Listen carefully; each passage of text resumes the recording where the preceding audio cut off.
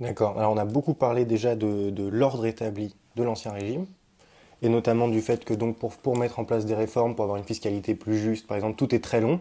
Et puis là, il y a le bouleversement de la Révolution.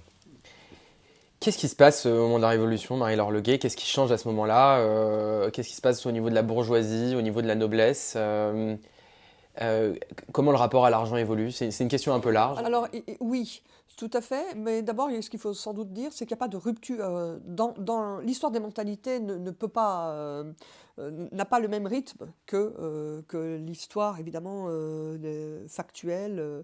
Voilà. Donc, les mentalités demeurent. C'est-à-dire tout ce qu'on a pu dire sur sur l'ancien régime demeure.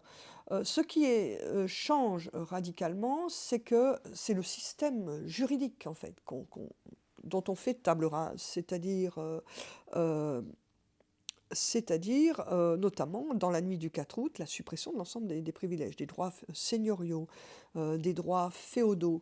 Euh, Ça, donc de tout ce dont on a parlé, ce fameux corps constitué, chacun avec ses privilèges particuliers, ça c'est supprimé. Et sur cette base-là, de suppression d'un ensemble de privilèges, on va pouvoir construire une société plus juste, plus égalitaire, revoir entièrement la fiscalité. Donc la fiscalité est entièrement supprimée, taille, gabelle, dîme, etc.